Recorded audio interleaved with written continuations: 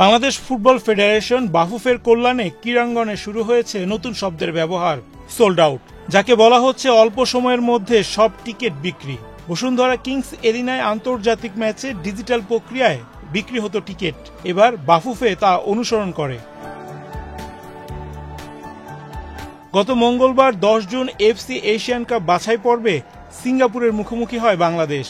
হামজা, সামিদ, ফাহমেদুলের খেলা নিজ চোখে দেখতে এ ম্যাচের টিকিটের জন্য হুমড়ি খেয়ে পড়েন ফুটবল প্রেমীরা।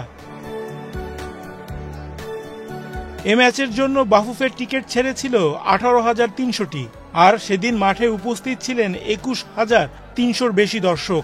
ডিজিটাল প্রক্রিয়ায় কেনেন বাংলাদেশ সিঙ্গাপুর ম্যাচের টিকিট, ফলে কোনো দর্শককে দীর্ঘ সময় লাইনে দাঁড়িয়ে কাউন্টার থেকে টিকিট কেনার প্রয়োজন পড়েনি। এজন্য অবশ্য ধন্যবাদ পেতে পারে বাফুফে। নতুন সংস্করণে ঢাকা জাতীয় স্টেডিয়ামে উপচে পড়া দর্শক সমাগম ঘটে, যা 70 ও 80-র দশকের কথা মনে করিয়ে দেয়। বিভিন্ন ক্যাটাগরি ও বিভিন্ন মূল্যে বিক্রি হয় টিকিট। সোল্ড আউট অর্থাৎ সব বিক্রি হয়ে গেছে। এখানে বাংলাদেশ ফুটবল ফেডারেশনের সার্থকতা ফুটে উঠেছে। তবে স্বচ্ছতার জন্য বাফুফেকে প্রকাশ করতে হবে টিকিট বিক্রি থেকে কত আয় এসেছে। ফুটবলের টিকিট বিক্রি নিয়ে কম কেলেঙ্কারি হয়নি। ফুটবল ফেডারেশনকে সতর্ক থাকতে হবে এমন কথা যেন না বলা হয় যা নিয়ে সন্দেহ তৈরি হতে পারে। সোল্ড আউট মানেই সব শেষ। এখানে ফাঁক ফোকরের আশ্রয় নিলেই বিতর্ক উঠবে, কেননা গুঞ্জন রয়েছে সোল্ড আউট হলেও তা বাস্তবে হয়নি। এক প্রভাবশালী ব্যক্তির 2000 টিকিট ফ্রি নেওয়ার গুঞ্জন শোনা গেছে বেশ জোরে সোরে।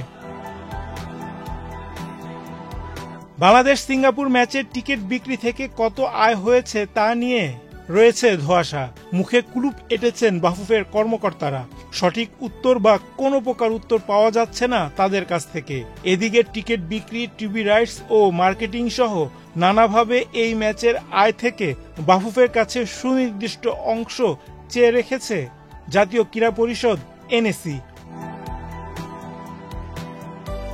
গাটের পয়সা খরচ করে রঙিন স্বপ্ন নিয়ে মাঠে ঢুকেছিলেন হাজার হাজার ফুটবল সমর্থক। প্রচণ্ড তাপমাত্রা, ভ্যাপসা গরম ও মুষলধারে বৃষ্টি উপেক্ষা করে প্রিয় বাংলাদেশকে সমর্থন জুগিয়েছিলেন। তবে দিন শেষে তারা ফিরেছেন বেদনার্থ হয়ে, হতাশা নিয়ে।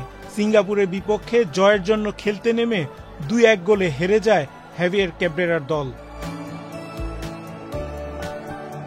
রায়হান রাসেল, বাংলাদেশ প্রতিদিন।